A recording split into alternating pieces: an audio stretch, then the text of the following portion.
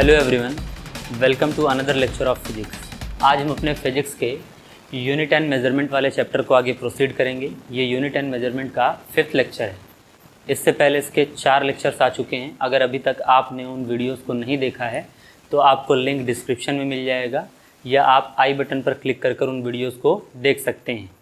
आप इस चैनल पर फिजिक्स और केमिस्ट्री से रिलेटेड वीडियोज़ पाएंगे। मेरी पूरी कोशिश रहेगी कि आपको फिजिक्स और केमिस्ट्री आसान लगे, और इस कोशिश के साथ हम लोग इन चैप्टर्स को आगे प्रोसीड करते हैं। और आप उन 4 वीडियोस को देखकर इस वीडियो पर आएँ तो आपको फिजिक्स ज़रूर अच्छी लगेगी।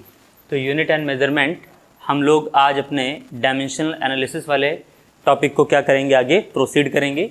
और आज का जो हम लोग का टॉपिक है उसकी शुरुआत हम लोग एक इम्पॉर्टेंट पॉइंट से करते हैं, और वो पॉइंट क्या है ज़रा आप समझने की कोशिश करिएगा। any physical quantity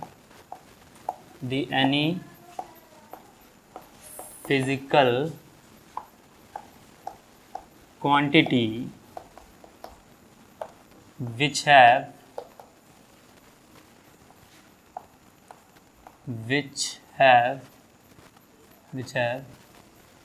value per unit time या per unit which have value per unit, then its dimensional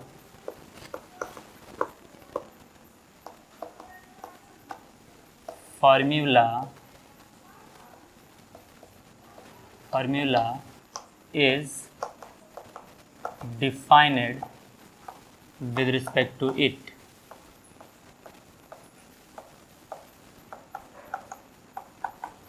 ठीक, तो इसका मतलब क्या है, कह रहे हैं कि कोई भी फिजिकल क्वांटिटी है, the any physical quantity which have value per unit then its dimensional formula is defined with respect to it. किसी भी फिजिकल क्वांटिटी को अगर आप पर यूनिट के रिस्पेक्ट में डिफाइन करते हैं, जैसे पर यूनिट लेंथ का मास या पर यूनिट एरिया पर इंसिडेंट होने वाली एनर्जी या फिर पर यूनिट एरिया से जाने वाला करंट, ठीक, तो किसी भी जगह पर अगर पर यूनिट का आपको वैल्यू दिया गया है या पर यूनिट इस टर्म का यूज किया गया है तो उसके डायमेंशनल फार्मूला को कैलकुलेट करते वक्त आपको उस फिजिकल क्वांटिटी से डिवाइड करना पड़ेगा। कैसे, तो ज़रा देखिएगा आप यहाँ पर।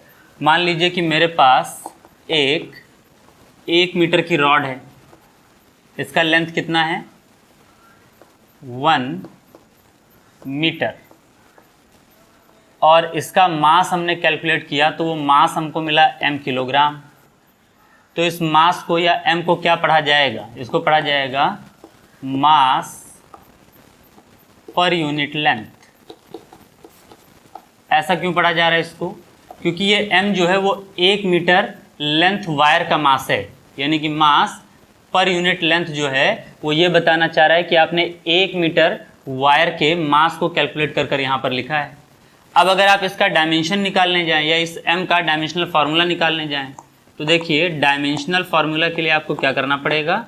जब भी आप डायमेंशनल फार्मूला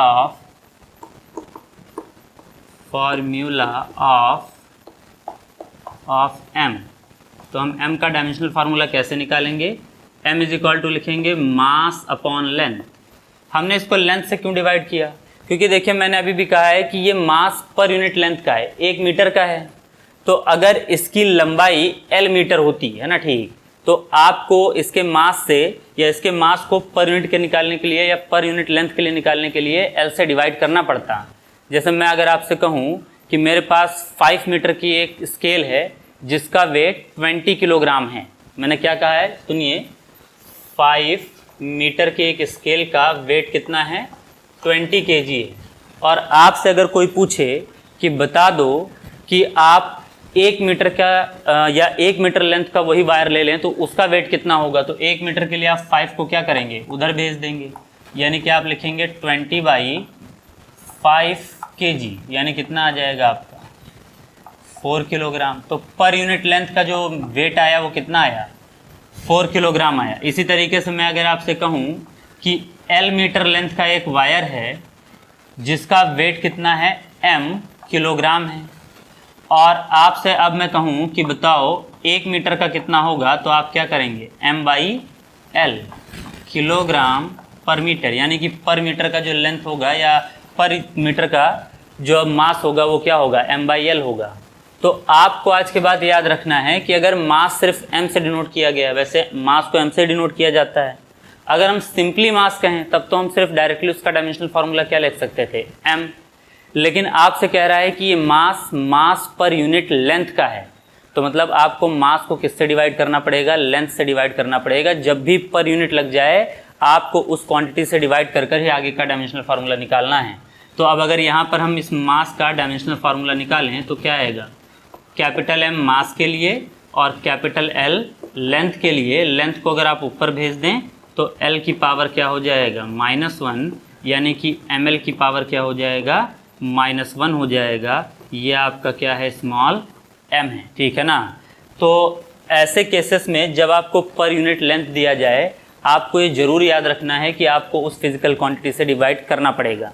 जैसे अभी आपसे मैंने कहा कि ये मास पर यूनिट लेंथ था, अगर मैं कह देता कि मास पर यूनिट टाइम है तब आप क्या करते, मास को टाइम से डिवाइड कर देते। अगर मैं कहता कि मास पर यूनिट वॉल्यूम है तो आप मास को किससे डिवाइड करते, वॉल्यूम से डिवाइड करते। अगर मैं आपसे कह देता कि मास पर यूनिट एरिया है तब आप उस फिजिकल क्वांटिटी का डायमेंशन निकालने के लिए मास को किससे डिवाइड करते, एरिया से डिवाइड करते। तो आज के बाद ये रूल याद रखिएगा, पर यूनिट जब भी आ जाए तो आपको उस चीज़ से डिवाइड करना पड़ेगा, ठीक। तो इस पॉइंट को यूज़ करते हुए हम लोग कुछ न्यूमेरिकल्स ट्राई करते हैं और देखते हैं कि ये पॉइंट कितना हेल्पफुल होगा हमारे उन न्यूमेरिकल्स के लिए। तो ये पॉइंट आप थोड़ा अच्छे से समझ लीजिएगा कि जब भी पर यूनिट कहा जाएगा आपको उस फिज़िकल क्वांटिटी से डिवाइड कर कर ही आगे के क्वेश्चन को सॉल्व करना है। तो चलिए हम लोग यहाँ पर एक क्वेश्चन देखते हैं। सबसे पहला, we have a equation E equal sigma into t to the power 4 where E is equal to energy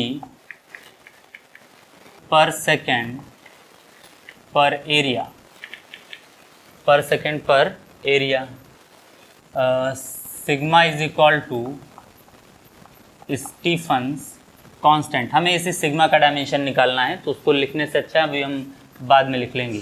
आपका टी क्या है ये जान लेते हैं। टी इक्वल है एब्सोल्यूट टेम्परेचर। देखिए टेम्परेचर और एब्सोल्यूट टेम्परेचर में क्या डिफरेंस होता है। तो अगर आप फिजिक्स पढ़ रहे हैं, केमिस्ट्री पढ़ रहे हैं, टेम्परेचर कहा जाए तो मतलब टेम्परेचर का मेजरमेंट इन डिग्री सेल्सियस, और अगर एब्सोल्यूट टेम्परेचर कहा जाए तो टेम्परेचर का मेजरमेंट इन डिग्री केल्विन। ये एक इम्पॉर्टेंट बात है, ध्यान रखिएगा। टी आपका एब्सोल्यूट टेम्परेचर है।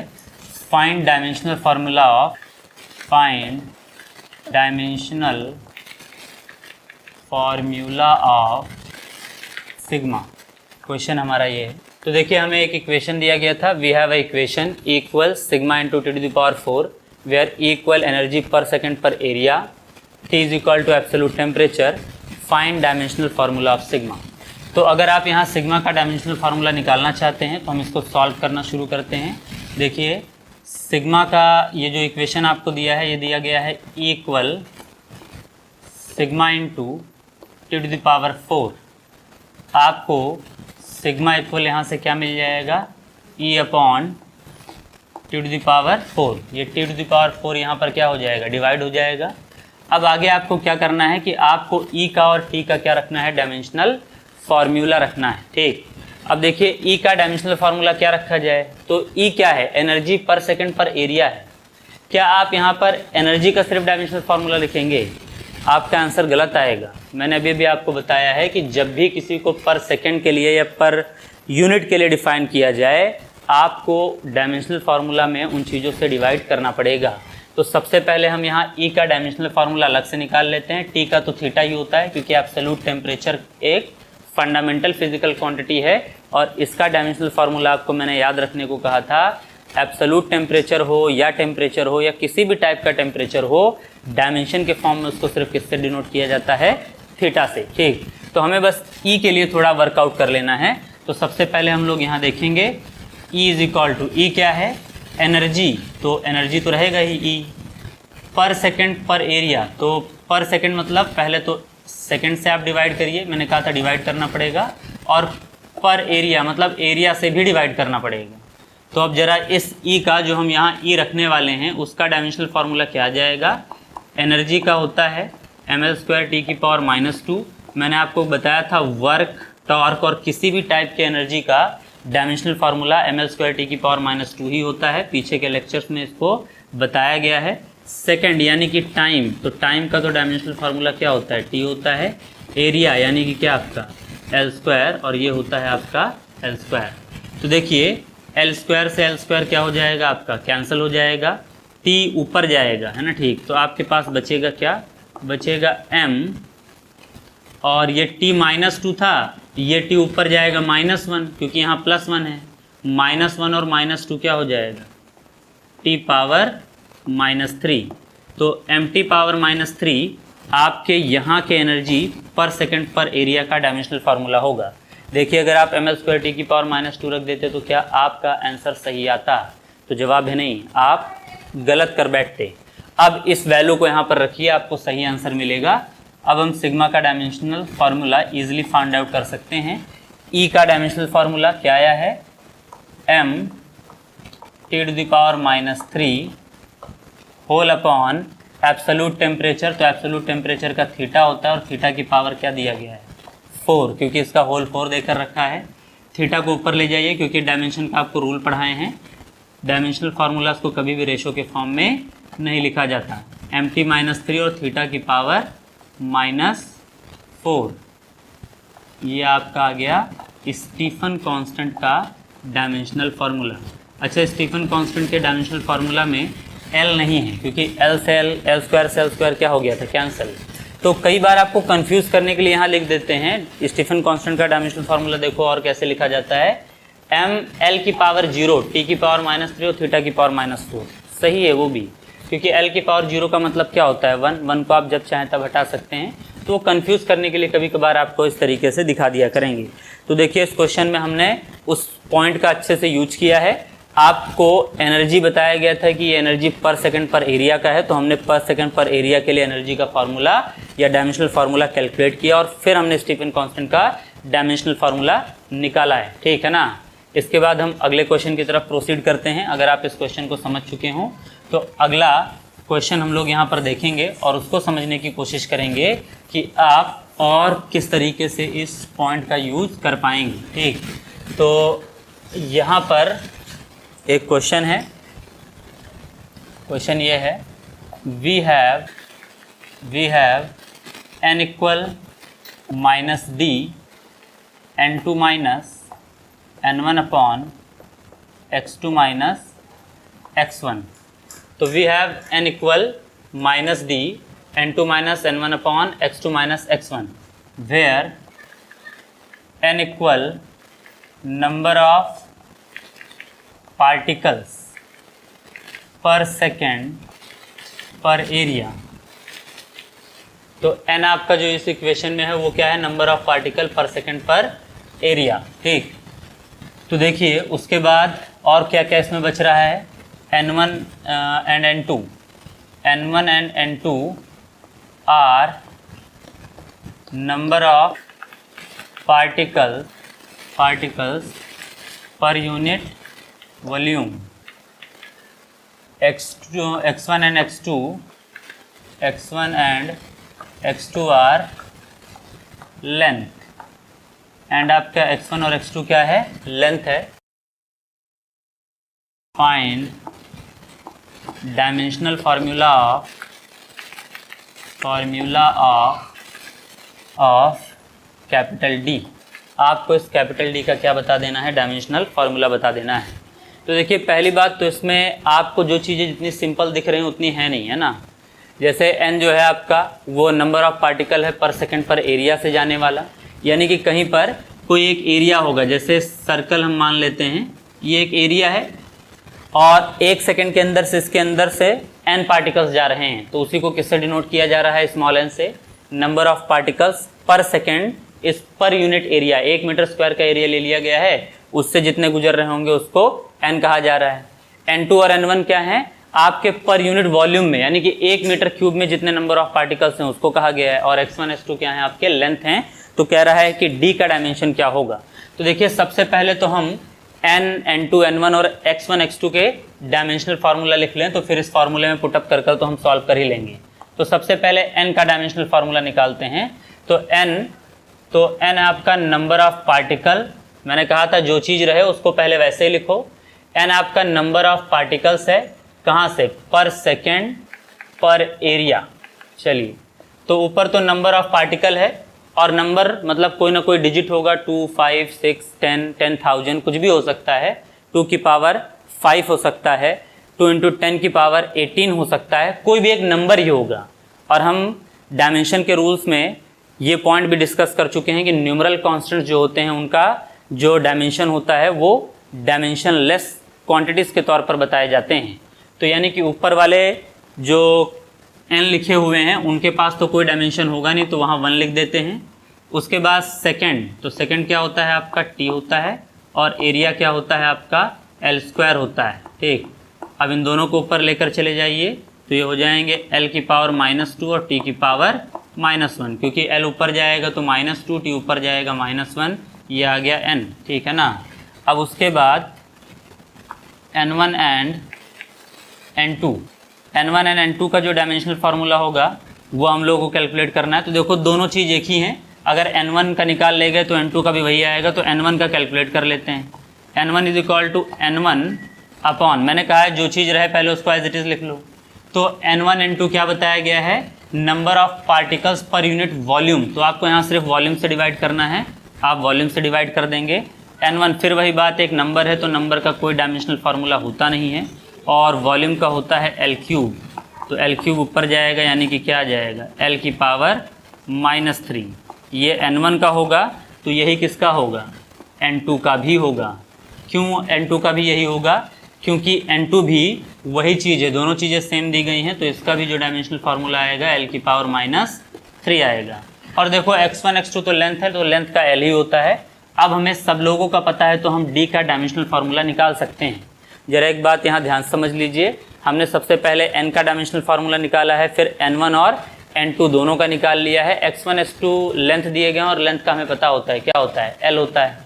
तो अब इसके बाद आप d का डायमेंशनल फार्मूला कैलकुलेट कर सकते हैं। डायमेंशन में नेगेटिव का कोई मतलब है नहीं, तो आप जिसका जो डायमेंशन आया है वो रखते चले जाएँ। देखिए इसका आया है n का L⁻, या पहले आप चाहें तो फार्मूला लिख लें, n इक्वल फार्मूला है -d, और आपका ब्रैकेट के अंदर n2 - n1 upon x2 - x1। चलिए ये n की वैल्यू क्या है, तो L की पावर -2 और t की पावर -1, ये हमने निकाला है यहाँ पर। n का डायमेंशनल फार्मूला = -d, तो d का ही निकालना है। डायमेंशन में आप साइन हटा दीजिए, और ब्रैकेट के अंदर देखिए ये n2 है, तो n2 कितना है भैया आपका, वो रहा डायमेंशनल फार्मूला के फॉर्म में, सॉरी, L⁻⁻3। तो L⁻⁻3 रखेंगे, माइनस n1 का भी यही है, L⁻3 होल बाई x2 कितना है, तो x2 आपका लेंथ है, तो लेंथ का होता है L माइनस आपका क्या, L। चलिए ये तो हो जाएगा L की power -2, t⁻⁻1 whole = d, and L⁻⁻3 और L⁻⁻3 क्या हो जाएगा आपका, कॉमन हो जाएगा। इनटू में ब्रैकेट के अंदर क्या बचेगा, ब्रैकेट के अंदर बचेगा 1 - 1, यानी कि क्या आपका 0, और होल बाई यहाँ से L और L कॉमन हो जाएगा, तो यहाँ पर आपका क्या बचेगा, ये 1 - 1 इंटू क्या आपका 0। और देखिए 0 2 के दोनों डिजिट्स हैं, डायमेंशन के फॉर्म में दोनों डायमेंशनलेस लिखे जाएंगे, उनको हटा दीजिए। आप यहाँ 0 का मल्टीप्लाई कर कर सब कुछ 0 मत बताने लगिएगा, क्योंकि हम यहाँ डायमेंशनल एनालिसिस पढ़ रहे हैं, ना कि मैथमेटिकल इक्वेशन पढ़ रहे हैं। और यहाँ आपको हर एक फिजिकल क्वांटिटी न्यूमरल्स का डायमेंशन रखना होता है, क्योंकि 0 एक न्यूमरल क्वांटिटी है और न्यूमरल्स का डायमेंशन होता नहीं है, वो डायमेंशनलेस होते हैं, तो उनकी जगह पर 1 रखा जाता है। तो 0 के जगह पर भी 1 रखा जाएगा, क्योंकि वो भी डायमेंशनलेस क्वांटिटी है। तो एट लास्ट आपके पास जो बचेगा वो बचेगा l to the power -2 t to the power -1 whole to the bracket is equal to d l to the power -3 और होल अपॉन आपका क्या l, ये आपके पास है। अब उसके बाद देखिए l को ऊपर भेज दीजिए, ये हो गया l की पावर -2 t की पावर -1 इज इक्वल टू d, और इस l को ऊपर अगर भेज दें तो ये हो जाएगा l की पावर -4। ऐसा क्यों हो जाएगा? क्योंकि ये माइनस यहाँ पर +1 है, ऊपर जाएगा -1 होगा, -3 और -1 क्या हो जाएगा -4। तो यहाँ से देखिए आप आगे की तरफ लिख सकते हैं, इस d को यहीं रहने दीजिए, l की पावर को इधर भेज दीजिए। तो इक्वेशन d के लिए आपको मिल जाएगा l to the power -2 t to the power -1 whole divided by आपका l टू द पावर -4। अब उसके बाद l टू द पावर -4 को ऊपर ले जाइए, तो ये हो जाएगा l to the power 4, minus था ऊपर जाएगा प्लस होगा, बाकी l to the power -2 and t to the power क्या होगा -1 होगा। 4 में से 2 गया, क्या बचेगा आपका 2 बचेगा, ये बचेगा l² और t की पावर क्या बचेगा -1। ठीक, तो आपके d का डायमेंशनल फार्मूला आपके पास है। ठीक, तो इस तरीके के क्वेश्चंस को सॉल्व करने के लिए आपको देखो उस पॉइंट का यूज करना पड़ गया, पर सेकंड वाले या पर यूनिट एरिया वाले या पर यूनिट वॉल्यूम वाले पॉइंट्स को, है ना। जब भी किसी को पर के फॉर्म में डिफाइन किया जाएगा तो आपको उस फिजिकल क्वांटिटी से डायमेंशन निकालने के लिए तो उसको डिवाइड करना ही पड़ेगा, है ना। ठीक, जैसे यहाँ पर हमने किया है, अगर आप इसको नहीं यूज़ करेंगे तो पक्की बात है आपका क्वेश्चन क्या होगा, गलत होगा। ठीक, ये प्रीवियस ईयर्स पेपर में आपको, अगर आप JEE मेंस का कोई भी ओल्ड पेपर सेट ले लेंगे तो ये 2009 या 2010 के पेपर सेट में आया हुआ क्वेश्चन है।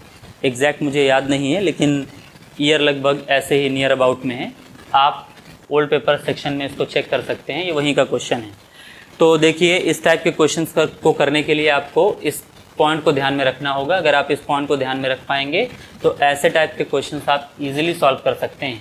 जब भी आपको पर यूनिट लेंथ या पर यूनिट एरिया यूज़ करना पड़े, आप हमेशा उससे डिवाइड कर ही डायमेंशन के फॉर्मूले को आगे क्या करिएगा, प्रोसीड किया करिएगा। ठीक, तो ये तो डायमेंशन के अलग अलग फॉर्म्स को यूज़ करने का एक क्या हो गया, तरीका हो गया।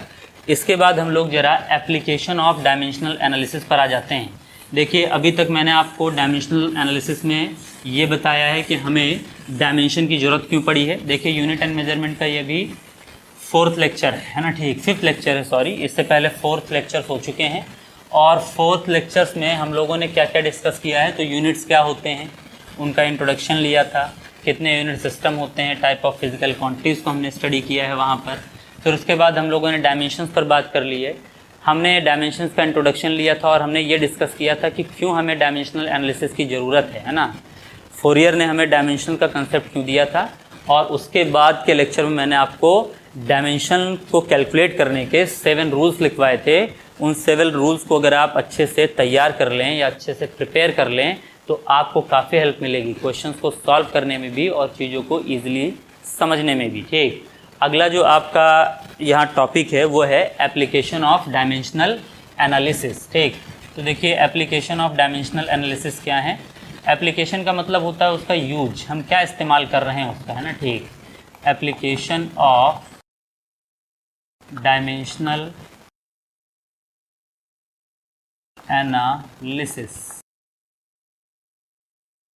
तो देखिए, एप्लीकेशन का मतलब क्या होता है, तो डायमेंशनल एनालिसिस जो अभी तक हम स्टडी कर आए हैं फिजिक्स में, इसके क्या यूजेस हैं, है ना। ठीक, इसके क्या एप्लीकेशंस हैं कि हम इसको कर पाएँ। देखिए, जैसे आप ये कह सकते हैं कि आप इलेक्ट्रिक मोटर ख़रीद कर लाएँ, तो उसका क्या एप्लीकेशन है, तो उसका एप्लीकेशन ये है कि हम पानी को अपने नीचे वाले फ्लोर से ऊपर वाले फ्लोर तक क्या कर सकते हैं, चढ़ा सकते हैं। ये उसका यूज़ है, ये उसका क्या है, एप्लीकेशन है। ठीक, उसी तरीके से अगर आप डायमेंशनल एनालिसिस सीख चुके हैं तो इसके क्या यूजेस हमको फिजिक्स में नज़र आ सकते हैं, या हम क्या यूज़ करें इसका, जिसकी वजह से हमको समझ में आए कि हाँ, डायमेंशनल एनालिसिस पढ़ना बेकार नहीं गया, हमें डायमेंशनल एनालिसिस पढ़कर अच्छा नॉलेज हुआ है और हम आगे इसका क्या कर सकते हैं, यूज़ भी कर सकते हैं। ठीक, तो देखिए, डायमेंशनल एनालिसिस के मेनली 3 एप्लीकेशन होते हैं। सबसे पहला इसका जो एप्लीकेशन है वो ये है, to check the physical equation देखिए फिजिकल इक्वेशंस का मतलब क्या है, जो फिजिकल फार्मूलेज आपको दिए जाते हैं अलग अलग टाइप के, F=ma दिया जाता है, work is equal to force into displacement into cos theta दिया जाता है, या अलग अलग टाइप के जो आपको फार्मूले दिए गए हैं उनको आप डायमेंशंस की मदद से ये ज़रूर चेक कर सकते हैं कि क्या वो फार्मूला आपको सही दिया गया है या गलत दिया गया है। इन रियलिटी आप ये कह सकते हैं कि आप डायमेंशनल एनालिसिस की हेल्प से ये चेक कर सकते हैं कि गिवन फार्मूला करेक्ट है या इनकरेक्ट है। तो हम to check the physical equations, ये इसका पहला इक्वेशन रहा करेगा, यानी कि फिजिकल इक्वेशंस के करेक्टनेस और इनकरेक्टनेस को मेज़र करने का आपका ये पहला एप्लीकेशन बनता है। डायमेंशनल फार्मूलों का या डायमेंशनल एनालिसिस का आप पहला यूज क्या कर सकते हैं, दिए गए फिजिकल फार्मूला को चेक कर कर बता सकते हैं कि वो फिजिकल फार्मूला करेक्ट है या फिर इनकरेक्ट है। ठीक, दूसरा जो आपका एप्लीकेशन होता है वो होता है टू कन्वर्ट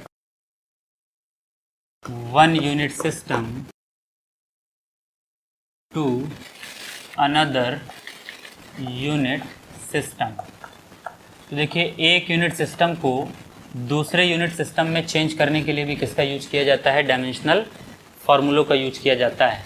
जैसे आपसे कह रहा है कि एक पार्टिकल की वेलोसिटी 80 किलोमीटर पर हार है, आप इसको मीटर पर सेकंड में रिप्रेजेंट करिए, तो आप डायमेंशनल एनालिसिस का यूज कर सकते हैं और उसकी मदद से ईज़िली बता सकते हैं कि आपका जो वैल्यू है या फिर आपका जो किलोमीटर पर हार में जो दिया गया है 80, वो मीटर पर सेकंड में आपको किस न्यूमरल वैल्यू के साथ मिलेगा। तो दूसरा यूज जो हम करेंगे वो ये करेंगे कि एक यूनिट सिस्टम को कन्वर्ट करने के लिए दूसरे में कन्वर्ट करने के लिए हम डायमेंशनल एनालिसिस का यूज करेंगे। और तीसरा है to establish a relation between physical quantities. तो फिजिकल क्वांटिटीज़ के बीच में रिलेशन फाइंड आउट करने के लिए भी आप डायमेंशनल एनालिसिस का यूज कर सकते हैं। इनफैक्ट कहिए तो फार्मूले बनाने के लिए आप डायमेंशनल एनालिसिस का यूज कर सकते हैं। तो ये तीन एप्लीकेशन मेन हैं आपके, हम एक एक कर इनके एप्लीकेशंस देखते हैं। सबसे पहला देखते हैं to check the physical equation, यानी कि दिया गया फिज़िकल इक्वेशन करेक्ट है या इनकरेक्ट है, इसको हम कैसे जानेंगे, तो ये हम जानेंगे डायमेंशनल एनालिसिस की मदद से। एक क्वेश्चन हम लोग कर देखते हैं जिससे आप भी उसको सीख लीजिए कि आप कैसे इस क्वेश्चन को करेंगे। जैसे एक क्वेश्चन हम लोग को दिया गया है, equation v equal u plus AT is correct और नॉट। तो आपका ये करेक्ट है या नहीं है, ये कैसे हम लोग जानेंगे। तो सबसे पहले देखिए इसका तरीका सीखिए। आप सबसे पहले इक्वेशन लिख लीजिए v equal u plus AT, फिर उसके बाद आप इक्वेशन में कौन से फिजिकल क्वांटिटी किसको डिनोट करता है ये लिख लीजिए। या आप अपने मन में ही सोच सकते हैं। यहाँ पर अगर आपको ये पता हो तो ये मोशन ऑफ इक्वेशन जो है आपका, ये मोशन का फर्स्ट इक्वेशन है v equal u plus AT। तो v equal u plus AT जो आपका है, इसमें v जो है आपका क्या है, फाइनल वेलोसिटी है, u जो है वो इनिशियल वेलोसिटी है, a एक्सेलरेशन और t क्या है आपका टाइम है। जब आप इतनी चीज़ पहचान जाइए तो इसको दो फॉर्म में कन्वर्ट करिए। देखिए सबसे पहले आप इस इक्वेशन का LHS निकाल लीजिए। LHS क्या है इस इक्वेशन का, तो वो है v लेफ्ट हैंड साइड, और उसके बाद आप इस इक्वेशन का क्या लिख दीजिए, RHS। तो इसका RHS क्या है, RHS ये वाला टर्म है u प्लस AT। चलिए हम सबसे पहले LHS का डायमेंशन कैलकुलेट कर लेते हैं। तो LHS फाइनल वेलोसिटी का डायमेंशन होता है LT-1। हमें LHS का डायमेंशन मिल चुका है। अब RHS का डायमेंशन सॉल्व कर लीजिए। U इनिशियल वेलोसिटी, देखिए वेलोसिटी फाइनल हो इनिशियल हो हमें उससे मतलब नहीं है, वो जो होगा वो क्या होगा, LT-1 ही होगा। LT-1 प्लस एक्सेलरेशन क्या होता है, तो वो होता है LT-2, और टाइम होता है आपका क्या, t। तो देखिए यहाँ t की पावर -2 है, यहाँ t की पावर +1 है। -2 में +1 ऐड करिए तो क्या आ जाएगा, -1 आ जाएगा। यानी कि LT-1 प्लस LT-1 और LT-1 दोनों क्या हो जाएंगे, कॉमन हो जाएंगे। ब्रैकेट में बचेगा, यहाँ पर देखिए LT-1 चला गया तो 1, यहाँ पर भी L T minus one common हो गया तो बचा 1, 1 प्लस 1 क्या आ जाएगा 2। देखिए ब्रैकेट था, अगर आपको कन्फ्यूजन हो तो यहाँ पूरे में ब्रैकेट लगा लीजिए। ब्रैकेट से एल टी माइनस वन बाहर चला गया है, यहाँ पूरा एल टी माइनस वन की जगह पर 1 बचा था, यहाँ पर भी 1 बचा था, 1 प्लस 1 क्या आ गया 2, और 2 डायमेंशनलेस क्वांटिटी होता है क्योंकि वो न्यूमरल डिजिट है, तो एट लास्ट आपके पास डायमेंशन क्या बचेगा, एल टी माइनस 1 ही बचेगा। ये आपके किसका डायमेंशन आ गया, आर एच एस का। तो अब आप जब एल एच एस और आर एच एस दोनों का डायमेंशन निकाल ले जाएं तो उसके बाद ज़रा सिचुएशन देख लें। अगर एल एच एस का डायमेंशन आर एच एस के इक्वल आ जाए तो आप कहिए कि आपका गिवन इक्वेशन क्या है, करेक्ट है, और अगर ये इक्वल ना आए तो कहिए क्या है, इनकरेक्ट है। खैर हमारे गिवन क्वेश्चन को आप देखिए और मुझे बताइए कि ये इक्वेशन करेक्ट है या फिर इनकरेक्ट है। तो जवाब है दो के दोनों आपके जो LHS और RHS में डायमेंशन लिखे गए हैं वो दोनों सेम हैं, और सेम है तो गिवन इक्वेशन क्या माना जाएगा, करेक्ट माना जाएगा। तो इसको हम डिनोट कैसे करेंगे, हम यहाँ लिख देंगे as dimension of LHS is equal to dimension of RHS। LHS का डायमेंशन RHS की क्या है, बराबर है। Therefore equation V equal U plus AT is dimensionally correct, और आप लिख सकते हैं करेक्ट। ठीक, तो देखिए इस तरीके से आप ये जान सकते हैं कि आपका गिवन इक्वेशन करेक्ट है और इनकरेक्ट है। तो इक्वेशन के करेक्टनेस या इनकरेक्टनेस को देखने के लिए आप डायमेंशनल एनालिसिस का यूज कर सकते हैं। और कैसे करेंगे, तो करेक्ट या इनकरेक्ट जब भी आपको चूज़ करने को कहा जाए, आप सबसे पहले क्या करिए, LHS का डायमेंशन अलग से निकाल लीजिए, RHS का डायमेंशन अलग से निकाल लीजिए। दोनों का डायमेंशन निकालने के बाद देखिए क्या LHS का डायमेंशन RHS के इक्वल आ रहा है, अगर हाँ तो इक्वेशन करेक्ट है, अगर ना तो इक्वेशन इनकरेक्ट है। ठीक, तो एक ये वाला क्वेश्चन करने के बाद हम लोग एक क्वेश्चन और कर लेते हैं। जैसे हम आपको एक इक्वेशन देते हैं और उसको आपको देखना है कि क्या वो करेक्ट है या नहीं। तो आप चाहें तो उस क्वेश्चन के बाद या इस क्वेश्चन को आप खुद ट्राई करें। अ equation S equal half A T is correct और नॉट। तो देखिए ज़रा, अपने को ये बताना है कि करेक्ट है या नहीं। तो सबसे पहले मैंने आपसे कहा था कि इक्वेशन लिखिए, S बराबर हाफ ए टी, हमने लिख लिया। उसके बाद ये तय करिए कि कौन क्या है। तो देखिए यहाँ S डिस्प्लेसमेंट है, A आपका एक्सेलरेशन और T क्या है, आपका टाइम है। तो अगर आप चाहें तो पिछले क्वेश्चन के बिहाफ पर इसको एक बार ट्राई कर देखें, वीडियो को पॉज कर लें और एक ट्राई दीजिए। तो अगर आप ट्राई कर चुके हैं तो हम इसको सॉल्व करते हैं और देखिए कि आपने इस क्वेश्चन को सही किया है। तो सबसे पहले मैंने कहा था क्या करिएगा, इक्वेशन को दो पार्ट्स में डिवाइड कर लीजिए। LHS, तो LHS क्या है, आपका डिस्प्लेसमेंट है, और दूसरा पार्ट क्या करिए RHS। तो RHS में इसके क्या दिख रहा है, हाफ एक्सेलरेशन इनटू टाइम। चलिए, तो डिस्प्लेसमेंट का डायमेंशन तो हम सभी जानते हैं क्या होता है, L। तो LHS का डायमेंशन तो हमें मिल ही गया है। अब बात कर लेते हैं किसकी, RHS की। तो 1/2 का तो कोई डायमेंशन होगा नहीं क्योंकि न्यूमरल कांस्टेंट है। एक्सेलरेशन का होगा LT माइनस 2, टाइम का भी होगा T की पावर -2, और T चला जाएगा तो बचेगा क्या, LT माइनस 1, क्योंकि ये +1 है, -2 है, 2 में से 1 गया, 1 बचेगा, साइन क्या आएगा, माइनस का। तो इक्वेशन आ गया आपका LT माइनस 1। ये आपका क्या होगा, RHS का डायमेंशन। क्या आप इस सिचुएशन में ये कह सकते हैं कि LHS का डायमेंशन RHS के इक्वल है? देखिए LHS का डायमेंशन L है जबकि RHS का LT माइनस 1 है। तो हम यहाँ साफ साफ देख पा रहे हैं कि dimension of LHS is not equal to dimension of RHS। Therefore equation S equal half AT is incorrect.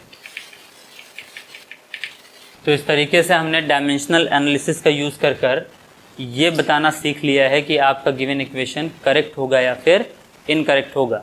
देखिए, डायमेंशनल एनालिसिस को सॉल्व करने के लिए पीछे आपको 7 रूल सिखाए गए हैं, उन रूल्स को प्रैक्टिस करिए, तभी आप डायमेंशनल फार्मूले निकाल पाएंगे। और अगर एक बार आप LHS RHS का डायमेंशन निकाल ले जाएं तो आप ये ज़रूर बता पाएंगे कि गिवन इक्वेशन आपका करेक्ट है और इनकरेक्ट है। ठीक, तो इस तरीके से ये आपका पहला एप्लीकेशन था डायमेंशनल एनालिसिस का।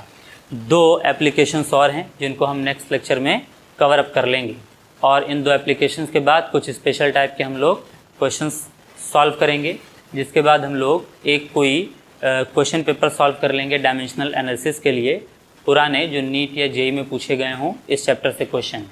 तो तब तक के लिए आप इन 5 लेक्चर्स को देखकर अच्छे से डायमेंशनल एनालिसिस को प्रैक्टिस करिए, आगे हम लोग अच्छे क्वेश्चंस को सॉल्व करेंगे। तब तक के लिए आप अच्छे से रिवाइज़ करते रहिए।